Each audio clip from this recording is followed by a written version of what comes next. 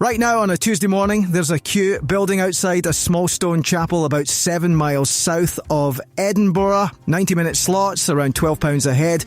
Often sold out by lunch, and a 10-minute walk downhill from that queue through a wood. Almost nobody in the line will bother to enter. There's a castle, half ruined, 600 years old, and you can sleep in it. You're with Celtic Explorer. Let's get off the main road. Stick with me, because down in that glen, there's one spot even locals walk straight past. Sure, it's private. It isn't. I'll take you to it. Start with the reason anyone comes here at all. Rosslyn Chapel, 15th century, carved within an inch of its life, and then made properly famous in 2003 when Dan Brown parked the finale of the Da Vinci Code right here. The film came. The coaches came after the film.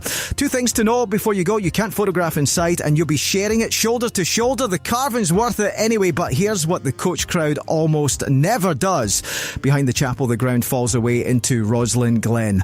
This is the biggest surviving stretch of ancient woodland in mid-Eloch, the Un, protected as a site of special scientific interest. Oak and wych elm, moss on everything, and the river North Esk carving a gorge along the floor of it. Watch the water long enough and you might catch a dipper working a rock, a kingfisher if the day's kind, otters if you're down there at first light.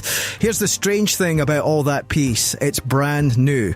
Look at the glen and you'd swear nothing had ever happened here. You'd be wrong. Not fireworks, not a quaint little mill. For a century and a half, this quiet gorge held the largest gunpowder works in Scotland. The mills opened in 1804. They didn't shut until 1954. 150 years of making the stuff that blows things apart right here under the branches. So why here? Gunpowder needs two things. A glen like this hands you for free water and secrecy. The North Esk turned the great water wheels, and the wheels drove the machinery that ground the powder.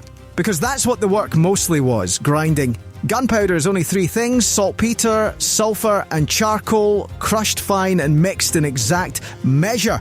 Get the mix wrong or let it dry and spark and you don't get a second go.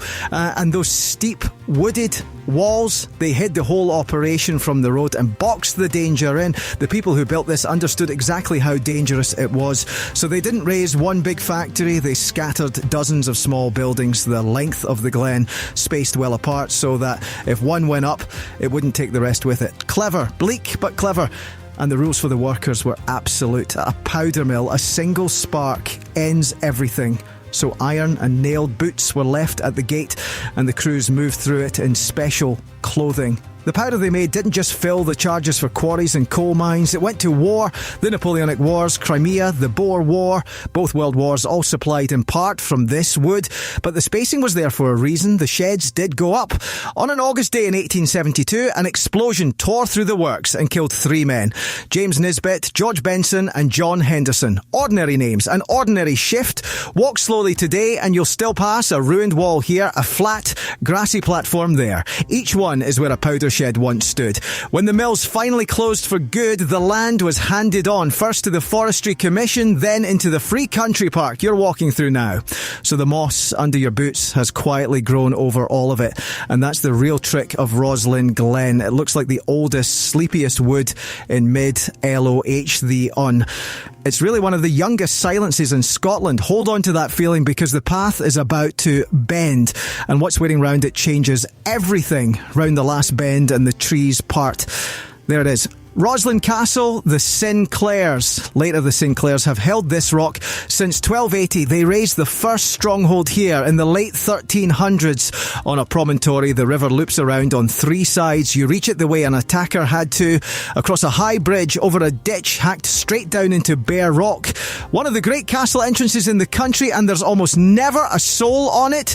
Most of it's a romantic ruin now, battered by Cromwell's General Monk in 1650 and by a mob a generation later in 1688, but one wing never stopped being lived in. The East Range, rebuilt in 1622 with a carved fireplace inside, dated even earlier, 1597. And here's the twist. That wing is a holiday let. The family's descendant, the Earl of Roslin, leases it to the Landmark Trust and you can book it. Panelled rooms, an open fire, 3 floors of vaulted chambers sitting under your feet. After a £4 million restoration wrapped up in 2024, it sleeps 8 and takes bookings the year round. What you'll pay shifts with the season, so check before you travel. Split between a group though, a night inside a 600-year-old St Clair Castle costs less per head than you'd ever guess. One last piece for the romantics. The place once held a proper library, a working scriptorium, monks copying manuscripts by hand. 5 St Clair volumes still survive in the National Library of Scotland, and when fire tore through in 1452, tradition says a chaplain saved them, lowering the pages from a high window as it all burned. Sleep here now. And that's the company you're keeping. Time for the locals correction. 2 as it happens. First, the spelling. The chapel is Roslin with 2 S's. The castle and the village are Roslin with 1. Same wee place, and people muddle them daily. Second, that spot I promised you when the trail reaches the castle bridge. Most folks stop dead. They clock a private looking gate and a lived in house, decide the whole thing's off limits and turn back. The grounds in that jaw dropping span are open to walk. The house is only private when someone's staying in it, so go up onto the crossing. That view down the gorge is the whole reason you made the trip, and the line back at the chapel never lays eyes on it. So, worth the detour? Easy yes, and here's the honest shape of it. The chapel is the ticket you pay for. The Glen and the ruin are free, and between us, they're the better half of the day. Do the chapel first thing, then hand the wood a solid 2 hours, where real boots, those riverside paths turn to soup after rain. And this is mid-Eloch the Un, so it will rain quick before you go. As of publication, the chapel opens Monday to Saturday, 9 till 5, and Sundays from noon. Adult entries around £12, under 18s in a family group getting free, and it's timed slots, so book your slot ahead.